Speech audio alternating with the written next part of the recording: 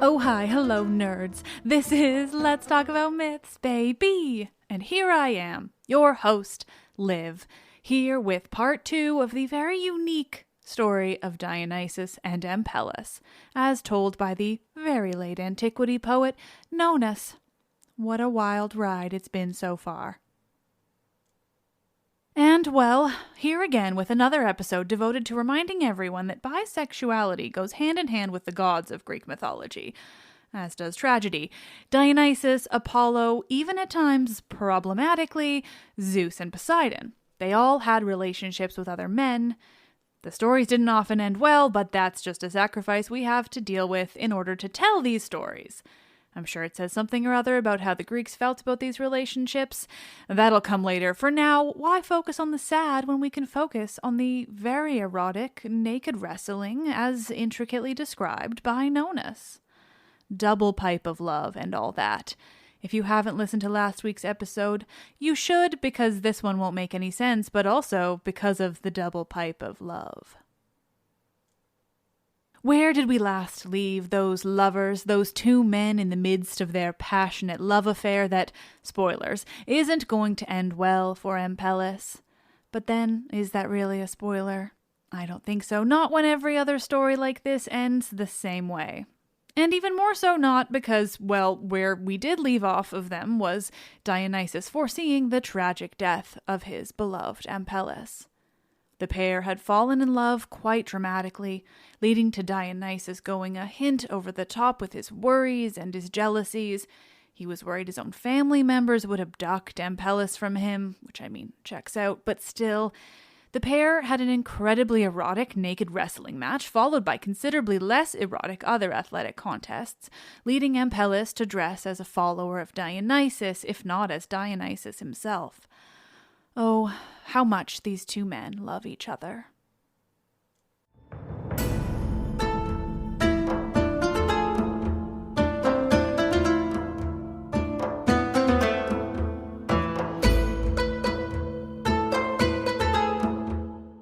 This is episode 129. Yes, it's another tragedy. Dionysus loves Ampellus, part 2.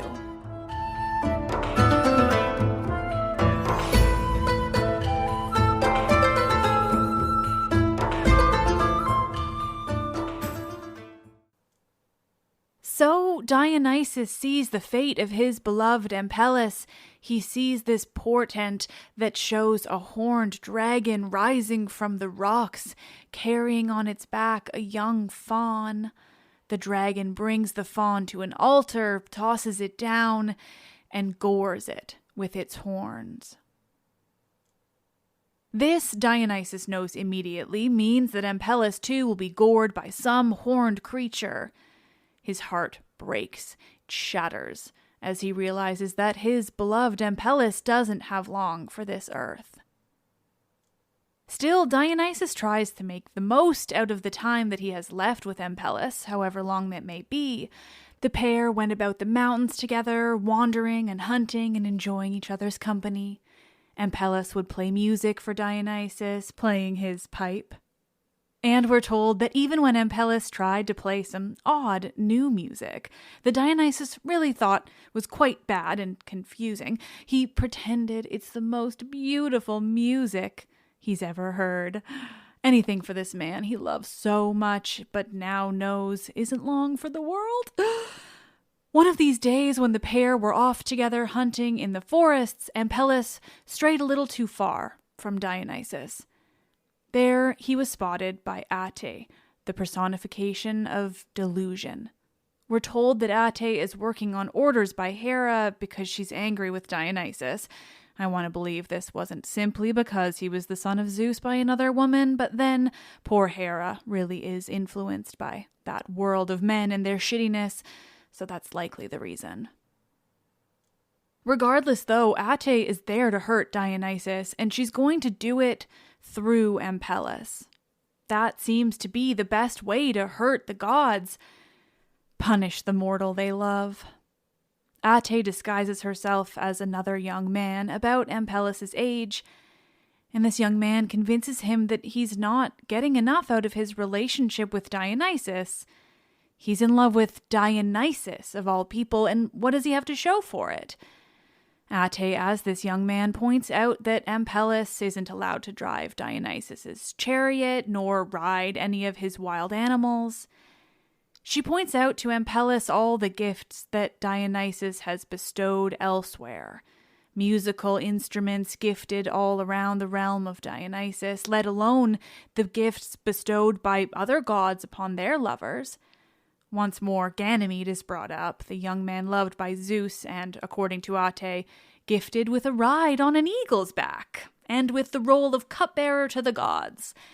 Obviously, we won't go so far as to suggest that's true, because Ganymede was absolutely the victim of Zeus, but here the comparison stings for Ampellus. It makes him believe that he is not as special, that Dionysus isn't treating him right, that he deserves more.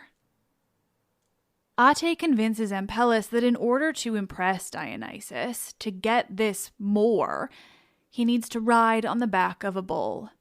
She tells him, still in the disguise, that she will help, that it's easy. Even Europa could do it, she says. Trust me. When Dionysus sees you riding this bull, he won't be able to keep his eyes off of you. Ampellus, in his desire to impress Dionysus, to prove himself worthy, does as Ate has suggested. He approaches the bull, mounts it with ease, presumably with the help of Ate, and begins to ride this very much untamed, very wild, and very dangerous bull. Immediately, Ampellus feels a rush of adrenaline, and he calls out to the goddess Selene, boasting of his abilities on this animal that she finds sacred, on which she is said to be the best rider. This idea, it seems, is exclusive to Nonnus, though the lunar crescent that is sacred to Selene was often associated with bull's horns. But regardless, this, as I'm sure you can all imagine, is Ampellus's big mistake. It's his hubris, the thing that will lead to his downfall, as already foreseen by Dionysus.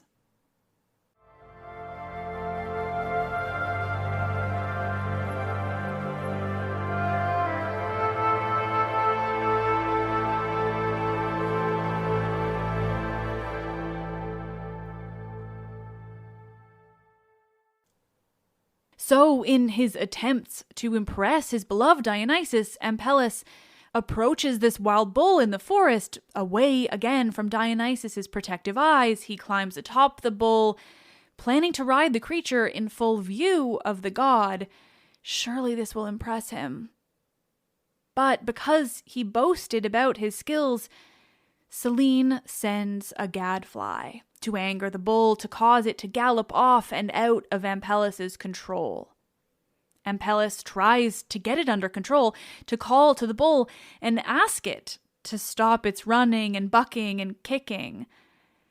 He keeps talking to the bull, even when he realizes that it is almost certainly about to kill him. He asks it to bring him back towards the satyrs, his friends, before he's killed, so that they will be there when he is, so that they will mourn him. He talks of Dionysus and how he will feel some consolation in his own death when he hears the laments of his love.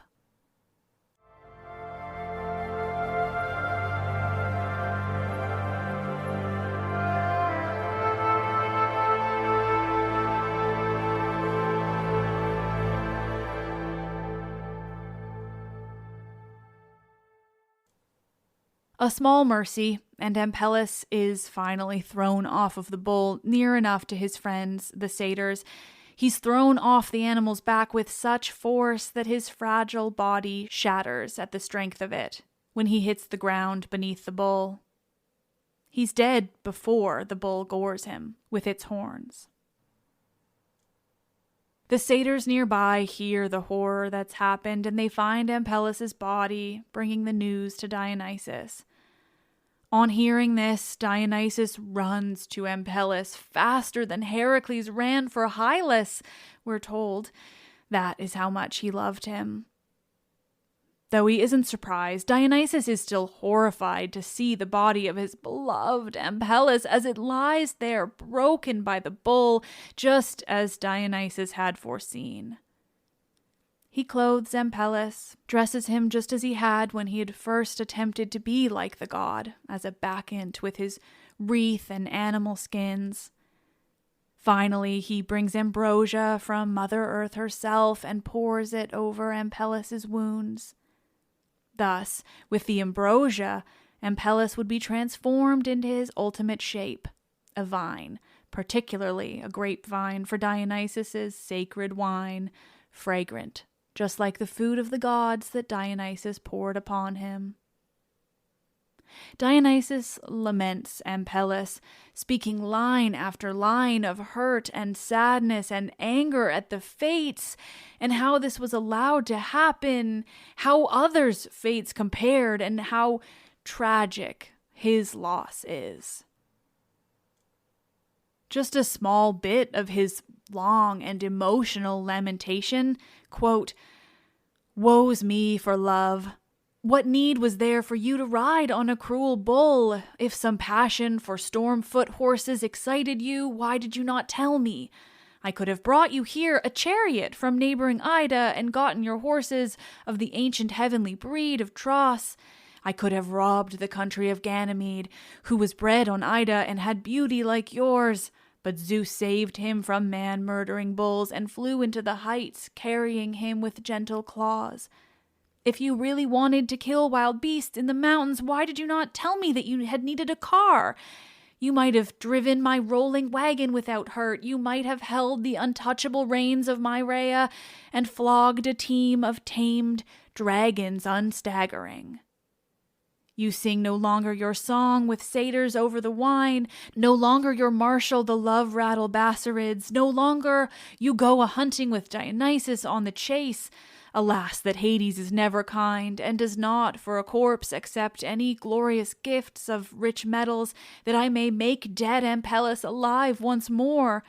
Alas, that Hades is inexorable. If he will consent, I rob the trees by river Eridanus, and present him with all their gleaming wealth.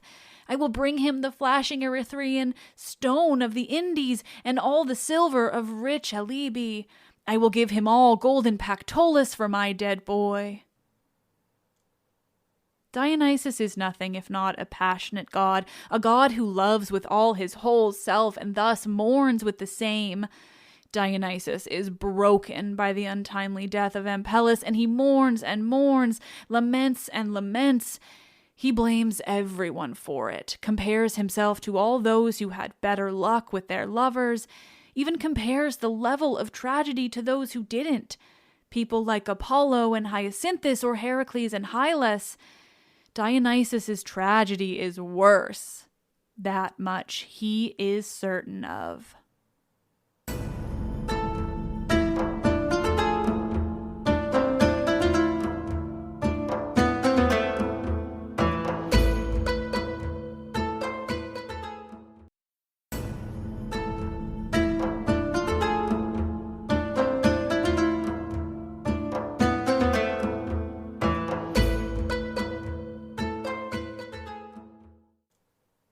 Amidst Dionysus's endless, deeply emotional lament over the death of his beloved Ampellus, he is approached by Eros, god of love, disguised as the satyr Silenus.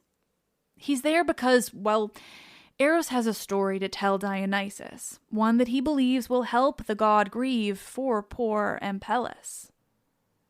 And that story is yet another example of a loving relationship between two men. Eros reminds Dionysus that he is not the first god to lose a mortal lover in a tragic accident. You remember Hyacinthus? He asks the god, or Cyparissus. Yes, both of these I've covered in the podcast. I think they're in the Fan Expo Live episode, if not elsewhere as well. Eros continues, though his reminders that other gods have experienced tragedy does nothing to make Dionysus feel better. He is sure that neither Apollo nor Zephyr nor any others loved those men as much as Dionysus loved Ampellus. It simply isn't possible. No, he is alone in his grief. So Eros proceeds with his story. He tells Dionysus of a young man named Calamos, the son of Maiandros, a river god. Thus they lived near the river Maiandros. Calamos was a beautiful man, just gorgeous, with a natural grace. Eros adds, he was light on his feet, he could shoot his arrows almost as far as the gods themselves. He was basically very pretty and very impressive. A catch, you might call him. And Calamos, you see, loved a friend of his, another young man named Carpos. Carpos, like Calamos, was super gorgeous. He, quote, had such a beauty for his lot as mortal man never had. Two hot, gorgeous dudes loving each other hard. These men are young, that much is well described, and I will leave out bits of it for the ick factor, but the important thing is they're definitely the same age. This both connects them with Dionysus and Ampellus and separates them from the more standard and normal same-sex relationships of parts of the Greek world, the more problematic ones. That, and it just makes it way less icky for us today, so bonus. Eros continues, explaining to Dionysus that just like he and Ampellus, Calamos and Carpos are also completely in love and also competed against one another in contests of skill. This seems to be the thing men do together when they're in love. You know, it happened with Apollo and Hyacinthus as well. Athleticism and sex. And just like Dionysus and Ampellus, Calamos and Carpos had a race and set out to see who was faster. Calamos let Carpos win. He wanted to see his boyfriend excited and was more than happy to lose on purpose. Carpos was just as happy as Calamos had hoped, and so when they next decided to have a swimming contest, Calamos was planning to let Carpos win that one too. And he was doing that. He had intentionally slowed down. He'd let Carpos pass him by in the water and was ready for his beautiful lover to burst free of the water, exclaiming his joy at winning the contest for a second time. But tragically, as all of these stories are, just as Carpos was winning the contest, he was hit with what I can only describe as a rogue wave, though this was taking place in a river. In any event, it was a very unexpected wave, and it took out Carpos there as he swam in the river. But not only that, it hit him at just the wrong time, that it flooded his mouth with water, drowning the man near instantly. Calamos was able to survive the waves battling through the water because he wasn't hit so head on. Calamos made it to the shore in a panic, breathing heavily and coughing up water, but most importantly, looking for Carpos amongst the water and the waves. He couldn't see him, couldn't hear anything from him. There was no trace of Carpos at all. Heartbroken, Calamos called out to the nymphs of the river, quote, "Speak, naiads, what wind has caught up Carpos?" He continued asking the nymphs to leave his father's river and instead travel elsewhere to any other river, but to leave that one be. He calls it fatal water. He doesn't want anyone else drinking from the river that murdered his beloved Carpos. He calls and calls to the naiads, insisting they leave him. Then he turns to anger and jealousy at the death of his lover. When most natural phenomena are personified in mythology, it's really easy to blame tragic accidents on deities of any kind. The winds, the waves, the river itself is to blame in the death of Carpos. And so, just like Dionysus with Ampellus, Calamos turns to tragic, beautiful lamentation as a way to handle the death of his beloved and some blaming of others for good measure. Quote, "Speak, naiads, who has quenched the light of love? How long are you, my boy? Why do you like the water so much? Can you have found a better friend in the water? Have you thrown to the winds the love of poor Calamos that you may stay with him? If one nymph of the naiads enamored has carried you off, tell me, and I will make war on them all. If wedded love is your pleasure and you want my sister for a wife, do say so, and I will build you a bride chamber in the stream. Have you passed me, Carpos, forgetting the familiar shore? I have shouted till I am tired, and you do not hear my call. If Notos blew on you, if bold Eros, let him go off wandering without dances by himself, the barbarous enemy of love. If Boreas overwhelmed you, I will go to Orythia. If the wave covered you and had no pity for your beauty, if my father carried you off in the merciless rush of the wave, let him receive his son also in those man-slaying waters. Let him hide Calamos near to dead Carpos, where Carpos wandered and died. I will fall headlong. I will quench my burning love with a draught of water from Acheron. Nothing could make it better for Calamos, though. He considered himself already dead alongside his beloved, beautiful Carpos. So instead, he cut a piece of his hair, a long strand that he'd cherished, and gave it to his father as a memory of himself. Then he announced that, plainly, Calamos and Carpos had only one life. Because of that, both will have one watery death, one watery grave. With that, Calamos threw himself into the roiling river that had so recently taken the life of Carpos. Thus, Eros ends his bummer of a story to Dionysus, and surprise, surprise, this tragic story of another pair of young lovers whose untimely deaths left a mark on their story does nothing to make Dionysus feel better about the death of Ampellus. Weird, I know. It's almost like there just aren't any good stories revolving around same-sex love in Greek mythology. Patriarchy this, patriarchy that. You know.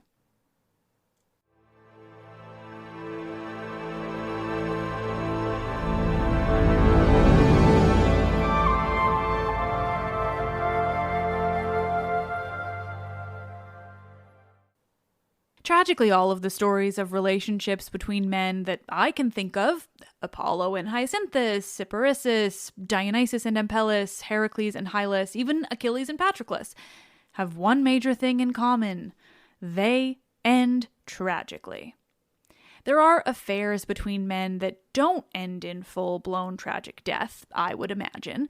Heracles had a number of brief boyfriends that I can't recall right now. I don't think they all died, but mostly, and certainly in the stories that describe any form of passionate love between men, they end tragically. This is a reminder from the ancient world that as much as we might want to label them progressive in these ways, they really weren't. They simply included the bare minimum in a pre-Christian world. Acknowledgement that attraction and love could and did exist between people of the same sex or gender or just people overall. They were still a patriarchy that placed inherent value in opposite-sex relationships. Not suggesting that men wouldn't or couldn't love other men, at least for a time, but they could not live like that. The tragedies of those examples enforce the idea that in ancient Greece, regardless of how loving or passionate those relationships were, they couldn't last, at least in the traditional society, or at least openly. I'm sure that there were people who found a way to live their lives in their own way, but they were limited. Even think about that moment when Calamos is calling out about the death of Carpos. He specifically says, like, if you'd wanted marriage, you could have married my sister. Like, he's acknowledging that if Carpos had wanted that quote-unquote traditional life, that traditional sort of future, he could have had it, but he would have had to have it with a woman. It's an interesting way to think about this and to look at it, even just to have that specific example of sort of that reminder that love is love, but back then it didn't fully work that way. Because, you know, the patriarchy and power structure between men and women and reproduction and et cetera, et cetera, et cetera. I do think, though, it's important to call out these stories for understanding love between men, love across genders, and in the case of many other stories I've told, an understanding that there were, very obviously, gender nonconforming and transgender people in the ancient world. I find it to be one of the better arguments against transphobes who claim nonsensical ideals about this being new or a fad. Just scream Iphis in their face, or Canis, or Tiresias. Just like the story from today, those stories of trans people are often dark, but they still recognize their existence and their need to be transformed into their true gender that is different from the sex they were assigned at birth. Still, though all of that is true, we also do have to watch just how much credit we give them. I give them credit for recognizing these concepts, relationships, that passions existed, but I think most of that credit is due in comparison to the overarching Christian ideals that have influenced so many of our modern societies now, and especially in comparison to the Christian histories of so many regions in the world. Yes, the Greeks get credit for knowing that often men loved other men, for vaguely accepting the idea that maybe kind of sometimes women loved other women. They don't get as much credit there. And they definitely get credit for recognizing the diversity of genders and finding ways of understanding people who were transgender or non-binary and allowing them to mythologically live their lives in their true gender if it was different from the sex they were born with. But they were by no means progressive, and for the most part, they certainly weren't better than we are now. Still, with all of those caveats and explanations of the historical setting and nuances, these stories from the ancient Greek world still prove the most important thing. Nothing about gender identity or sexual attraction or across genders, any of it. Nothing about this is new or the result of any outside factors that modern phobes of various kinds might suggest. Being gay or bi or intersex or trans or asexual is as old as time, as old as humanity itself. And the only thing different now is, finally, a bit of growing acceptance in the world and the ability to be louder. All of that said, and all of my not-so-subtle jabs at the near-total lack of representation of women loving other women, there is one glaring exception. Because even in the ancient Greek world, with all of its deep-rooted and dark patriarchal shit, there was still one woman, one very real and not at all mythological woman who was incredibly, unbelievably famous, singing songs about how much she loved other women. Sappho's story next week. And, coming later this month, a conversation with Julie Levy, who specializes in asexuality in Greek mythology. Utterly fascinating stuff. I'm just working out when exactly in the month that episode is coming, but let me tell you, it is good. I absolutely loved recording it. I'm saying this right now because I've literally just stopped recording it by the time I'm recording this. It's fresh in my mind and thrilled with it. I can't wait for you guys all to hear, along with everything else that's happening this month, because we are having some fun. Ugh, nerds, thank you all so much for listening. You're the best. I'm having another one of those moments where I just look around and think, this is the fucking coolest job in the whole world, and I couldn't do it without you all. Thank you for all that you do and all that you listen to and all of the ads you don't complain about. Thank you. I am Liv, and I just really love this shit just so damn much, obviously.